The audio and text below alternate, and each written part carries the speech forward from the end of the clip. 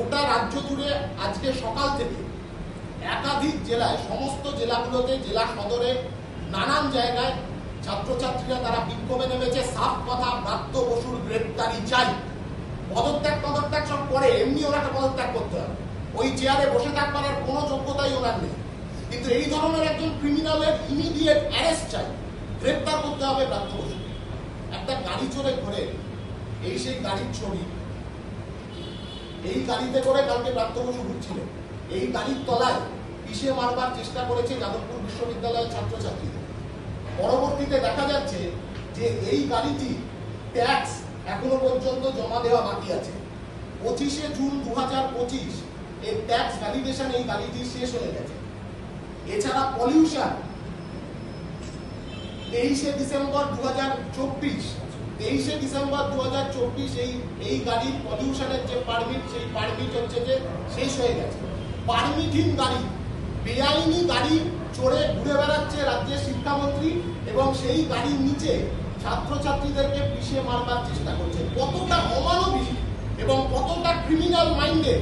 এতদিন জানা ছিল যে রাজ্যের শিক্ষামন্ত্রী চুরি, জোচ্চুরি এসবের সঙ্গে যুক্ত। এখন বোঝা যাচ্ছে শুধু ওইটুকুতেই ওনার ক্রাইম সেন্ট্রিক মাইন্ড আটকে নেই। এরপরে খুন করবার দিকে প্রকাশ্য দিবালোকে ছাত্রদেরকে, যারা আন্দোলন করছে, যারা ন্যায্য দাবিতে ন্যায্য কথা, হকের কথা বলবার চেষ্টা করছে, তাদেরকে খুন করবার দিকে উনি এগোচ্ছেন। এর আগেও চেষ্টা করছেন। বিকাশ ভবন অভিযান সংগঠিত হয়েছিল ভারতের ছাত্র ফেডারেশনের ডাকে। ব্রাত্য বসুর হাতে মার্কশিট ধরাতে গেছিল এসএফআই। সেই সময় পুলিশ দিয়ে পিটিয়ে খুন করবার চেষ্টা করেছিল এসএফআই ছেলে মেয়েদের। আজকে দেখা গেল যাদবপুর বিশ্ববিদ্যালয়ের মতন একটা ঐতিহ্যশালী প্রতিষ্ঠান, যে যাদবপুর বিশ্ববিদ্যালয়ের ভেতরে ইউনাইটেড যাদবপুর এক হয়ে লড়াই করছিল ছাত্র সংসদ নির্বাচনের জন্য, সেই লড়াইটাকে ভাঙবার উদ্দেশ্যে এই ক্রিমিনাল অ্যাক্টিভিটি ব্রাত্য বসু যাদবপুর বিশ্ববিদ্যালয়ের মধ্যে সংগঠিত করলেন। সাথে নিলেন গোটা কলকাতা এবং কলকাতার আশপাশের বেশ কয়েকটা জেলার ক্যাম্পাসের ভেতরে যে সমস্ত তৃণমূলের গুন্ডারা থ্রেড সিন্ডিকেট চালায়, সেই সমস্ত তৃণমূলের গুন্ডাদের আমরা ডাক দিয়েছি। অলরেডি যাদবপুর বিশ্ববিদ্যালয়ের ছাত্রছাত্রীরা তারা ছাত্র ধর্মঘটের ডাক দিয়েছে।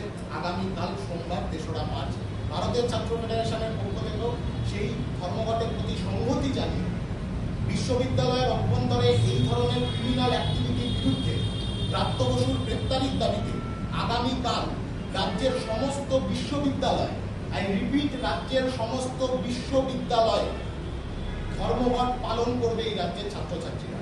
উচ্চ মাধ্যমিক পরীক্ষা কাল থেকে শুরু হচ্ছে। উচ্চ মাধ্যমিক পরীক্ষার্থীদের যাতে কোনো রকম অসুবিধা না হয়, সেই খেয়াল এসএফআই, তার যে ঐতিহ্য, তার যে মতাদর্শের ভিত্তি, তার উপরে দাঁড়িয়েই সেই খেয়াল এসএফআই রাখবে। যেখানে যেখানে সহায়তা ক্যাম্প হওয়ার কথা ছিল আমাদের, যা এইচএস হেলথ ক্যাম্প হওয়ার কথা ছিল এসএফআই এর পক্ষ থেকে, সেই সমস্ত ক্যাম্প সেই সমস্ত নির্দিষ্ট স্কুলের সামনে হবে, চত্বরে হবে। উচ্চ মাধ্যমিক পরীক্ষার্থীদের কোনো রকম অসুবিধা হওয়ার কথাও নয়, হবেও না। বিশ্ববিদ্যালয়গুলিতে নির্দিষ্টভাবে এই রাজ্যের সমস্ত বিশ্ববিদ্যালয় আগামীকাল ছাত্র ধর্মঘট পালন হবে। সাফ কথা, ব্রাত্য বসু ক্রিমিনাল, সেই ক্রিমিনাল রাস্তায় ঘুরে বেড়াতে পারে না, সেই ক্রিমিনালকে ইমিডিয়েট অ্যারেস্ট করতে হবে।